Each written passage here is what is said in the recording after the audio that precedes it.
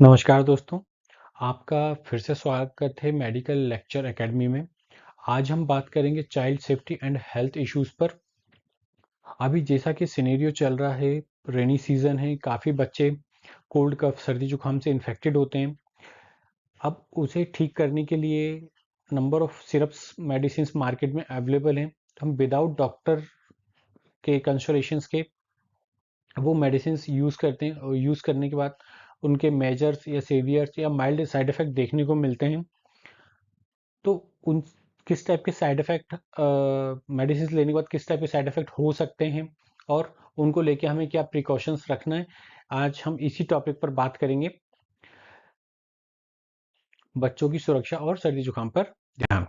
अभी हाल ही में न्यूज़ बहुत ज़्यादा प्रिंट मीडिया में भी और डिजिटल फॉर्म में भी आप देख रहे हैं कि पर्टिकुलर सिरप लेने के बाद 6 बच्चों की डेथ हो गई, 9 बच्चों की डेथ हो गई, 12 बच्चों की डेथ हो गई। तो ये जनरली हो क्यों रहा है? गलती कहाँ हुई है? हमें क्या सावधानियां रखनी चाहिए अगर बच्चों को सर्दी जुकाम होता है, कोल्ड कफ इंड्यूस्ड होता है, तो उस कंडीशंस में हमें क्या सावधानियां रखनी चाहिए? कौन सी मेडिसिन हमें उनको देनी चाहिए? मेडिसिन देने के बाद अगर साइड इफेक्ट होता है तो क्या सावधानियां हमें रखनी चाहिए? इन्हीं सब के ऊपर आज हम चर्चा करेंगे। लेकिन अगर 5 साल से छोटा बच्चा है या छोटे बच्चे हैं, तो उन्हें हमें बिना डॉक्टर कंसल्टेशंस के कोई भी सिरप नहीं देना है। ये सिर्फ कोल्ड कफ सर्दी जुकाम या फीवर की ही बात नहीं कर रहे हैं। ऑलमोस्ट जो और दूसरी कॉमन डिसीज होती हैं कि हम दूसरों को देखकर वही सेम मेडिसिन अपने बच्चों को भी देते हैं कि सेम सेम डिसीज है तो इससे ठीक हो जाएगी। नहीं, ऐसा नहीं होता है, क्योंकि हर बच्चे की अपनी फिजियोलॉजिकल कंडीशंस अलग होती है, बॉडी वेट अलग होता है और डिसीज की कंडीशंस अलग होती है। तो उसी को देखकर डॉक्टर पहले उसे डायग्नोसिस करते हैं और डायग्नोसिस करने के बाद बच्चे की फिजियोलॉजिकल कंडीशंस देखकर ही मेडिसिन प्रोवाइड करते हैं। इसलिए हर बच्चे की कंडीशंस अलग होती है, डिसीज कंडीशंस, फिजियोलॉजिकल कंडीशंस। तो ये शुरू करते हैं। सबसे पहले व्हाट हैपेंड, क्या हुआ? अभी हाल ही में एमपी में 9 बच्चों की डेथ हो गई। अब डेथ क्यों हुई? उनको क्या था? कोल्ड कफ सर्दी जुकाम था, जिससे उनको एक पर्टिकुलर सिरप दिया गया और उस सिरप की वजह से, और वो जो सिरप था वो क्या था? कंटामिनेटेड था, जहरीला था, पॉइजनस केमिकल उसमें यूज किया गया था, डीईजी, डाइथाइलिन ग्लाइकॉल, और उसकी वजह से उन बच्चों की डेथ हो गई। अब इसमें व्हाट वेंट रॉन्ग, गलती कहाँ हुई? जो ये सिरप यूज किया गया था, ये श्रीशन जो कंपनी है वो प्रोडक्शन करती थी इनका। तो उन्होंने डाई इथाइलिन ग्लाइकॉल, एक टॉक्सिक केमिकल है, उसका यूज किया। डाई इथाइलिन ग्लाइकॉल जनरली आपका पेंट इंडस्ट्रीज में या कॉस्मेटिक प्रोडक्शंस में यूज किया जाता है। इसका हम फार्मा इंडस्ट्रीज में यूज नहीं करते, लेकिन इस कंपनी ने कुछ बेनिफिट के लिए डीईजी का यूज किया, जिसकी वजह से जो ये सिरप था ये पॉइजनस में कन्वर्ट हो गया। अब यही पॉइजनस सिरप उन बच्चों को भी प्रिस्क्राइब किया गया, जिसकी वजह से उन बच्चों की डेथ हुई, क्योंकि इस सिरप के अंदर डीईजी था, डाई इथाइलिन ग्लाइकोल। ये एक पॉइजनस केमिकल है जो इंडस्ट्रीज में यूज होता है, लेकिन जैसे ही ये अगर ह्यूमन बॉडी में एंटर करता है तो इसके नंबर ऑफ साइड इफेक्ट देखने को मिलते हैं। ये नर्वस सिस्टम को अफेक्ट करता है, ये लीवर को अफेक्ट करता है, ये किडनी फेलियर तक कर सकता है, जो कि हाल ही में एमपी में हुआ है। तो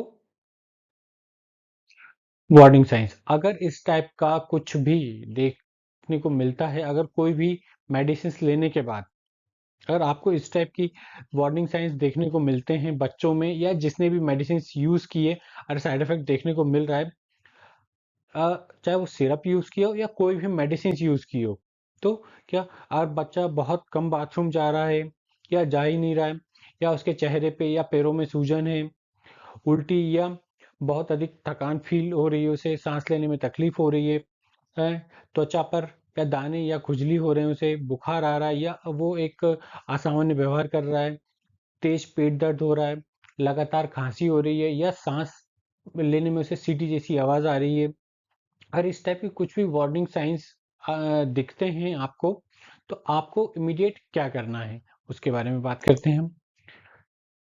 सावधानियां, अगर इस टाइप की कुछ भी वार्निंग साइंस आपको दिखते हैं तो आपको सबसे पहले जो नियरेस्ट डॉक्टर हैं या जिस डॉक्टर को आप दिखा रहे हैं, जो आपके फैमिली डॉक्टर हैं, आपको तुरंत उनके पास जाना है, उनको रिपोर्ट करना है।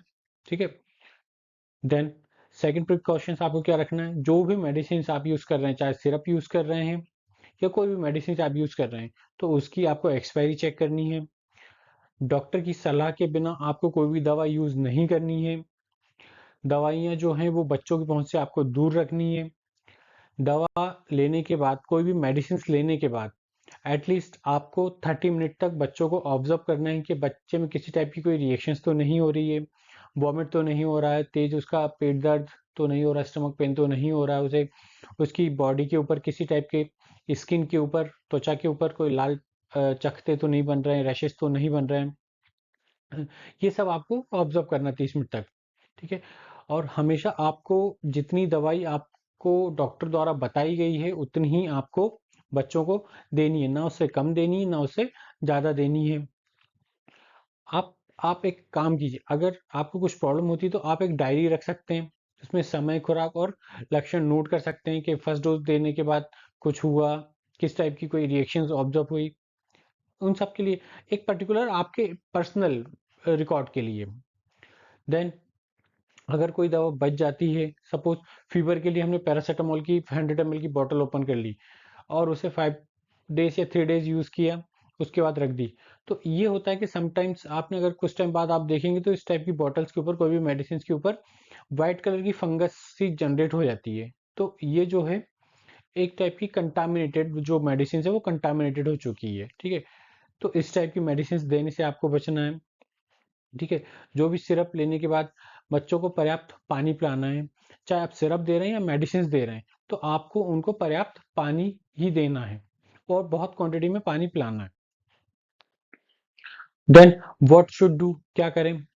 देखिए, आप माता पिता भी हैं, आप बड़े ब्रदर हैं, सिस्टर हैं, इवन डज नॉट मैटर, आप कोई भी हो, चाहे माता पिता, भाई बहन या कोई भी, अगर इस टाइप का कुछ भी आप रिएक्शंस या साइड इफेक्ट देखते हैं तो आपको क्या करना है, सबसे पहले जो दवा है वो हमेशा डॉक्टर की सलाह से लें। अनजान दुकानों या ऑनलाइन दवा लेने से बचें। और आप ऑनलाइन परचेज करते हैं तो प्रिस्क्रिप्शन पर ही दवा लें। दवा की expiry date, seal, label check करें। दवाओं को बच्चों की पहुंच से दूर रखें। ठीक है। 2 बार पूछ लेना बेहतर है, पछताना नहीं है आपको। अगर आपको कोई चीज़ समझ में नहीं आती है तो आपको डॉक्टर से, आपके फार्मासिस्ट से आपको 2 बार आप पूछ लीजिए, बाद में पछताने से तो बेटर ही रहेगा वो चीज़। देन बच्चों जो बच्चों की दवाएं हैं वो बच्चों को ही दें। ठीक है। वयस्क की दवाएं बच्चों को ना दें। इमरजेंसी नंबर अपने पास रेडी रखें, अगर ऐसी कोई इमरजेंसी होती है तो। Then what we can all do, हम सब मिलकर क्या कर सकते हैं, हम सब मिलकर ये कर सकते हैं कि अगर कोई भी मेडिसिन लेने के बाद, कोई भी सिरप लेने के बाद अगर कोई साइड इफेक्ट होता है तो उसे इमीडिएट हमें पीवीपीआई टोल फ्री नंबर पे रिपोर्ट करना है। नंबर स्क्रीन पर शो हो रहा है, 1800 180 3024 पे इमीडिएट पीवीपीआई। पीवीपीआई क्या है, pharmacovigilance programme of India. अगर आपको कोई भी मेडिसिन से साइड इफेक्ट होता है तो आप इमीडिएट इस नंबर पे कॉल करके रिपोर्ट कर सकते हैं, उस मेडिसिन से रिलेटेड साइड इफेक्ट की जानकारी इस नंबर पे प्रोवाइड कर सकते हैं कि ये मेडिसिन हमने यूज़ की थी और इसके बाद हमें ये साइड इफेक्ट हुआ है। ये क्यों ज़रूरी है कि दवा लेने के बाद किस टाइप के साइड इफेक्ट हो रहे हैं, ये एक टाइप का निगरानी सिस्टम है, निगरानी तंत्र हम इसको कह सकते हैं, फार्माको विजिलेंस हम इसको कहते हैं।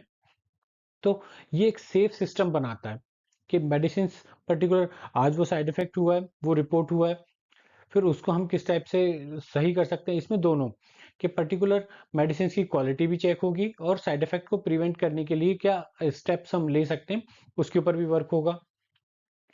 और हम क्या कर सकते हैं, ये एक अवेयरनेस प्रोग्राम के तौर पर पर्टिकुलर मेडिसिन से अगर साइड इफेक्ट हो रहा है तो एक दूसरे तक ये मैसेज पहुंचा सकते हैं कि इस पर्टिकुलर मेडिसिन से या सिरप से हमें साइड इफेक्ट हो रहा है, आप इसका यूज बिना डॉक्टर कंसलेशंस के नहीं करिएगा। दवाओं का उपयोग सावधानी से करने के लिए हम एक दूसरे को अवेयर कर सकते हैं।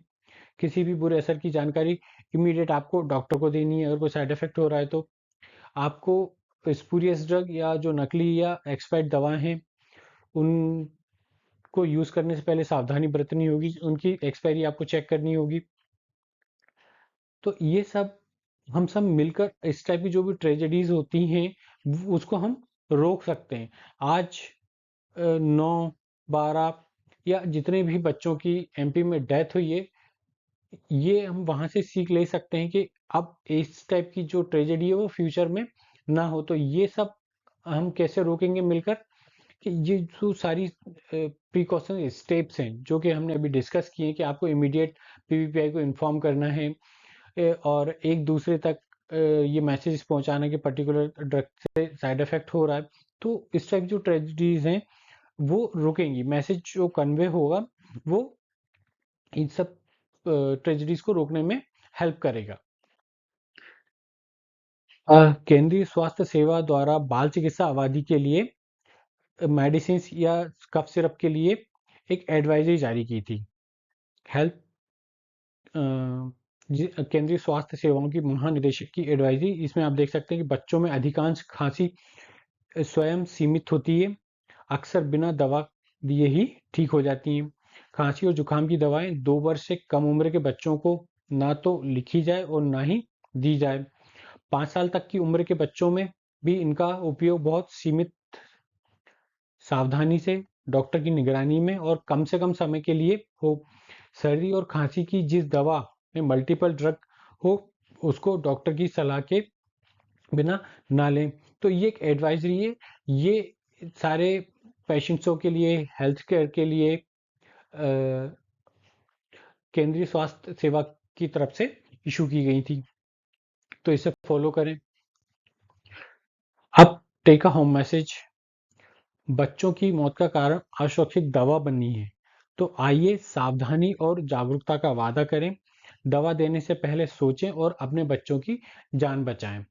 दैट मीन्स, आसान भाषा में कहें, अगर आपको के बच्चे को, इवन खुद को भी अगर कोई प्रॉब्लम हो रही है, कोई डिसीज है जिससे आप इन्फेक्टेड हैं, तो उसका सेल्फ ट्रीटमेंट ना करके जो नियरेस्ट डॉक्टर हैं आपके पास, उन डॉक्टर के पास जाएं, उनसे अपना चेकअप करवाएं, डायग्नोसिस करवाएं, और उनकी कंसल्टेशंस पर ही जो मेडिसिन वो आपको डायग्नोसिस करने के बाद प्रिस्क्राइब करेंगे वो मेडिसिन यूज करें। वो मेडिसिन सेफ होती हैं, इसलिए आप अपने खुद के डॉक्टर ना बने, अपने नियरेस्ट डॉक्टर के पास जाएं, उन्हें अपनी परेशानी बताएं और वो जो मेडिसिन आपको प्रिस्क्राइब करते हैं उन मेडिसिन का यूज करें। तो दवा लेने से पहले सोचें, अपने बच्चों की और अपनी जान बचाएं। So thank you.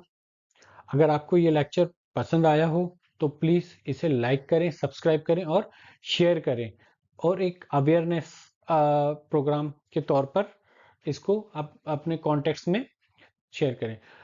Thank you so much.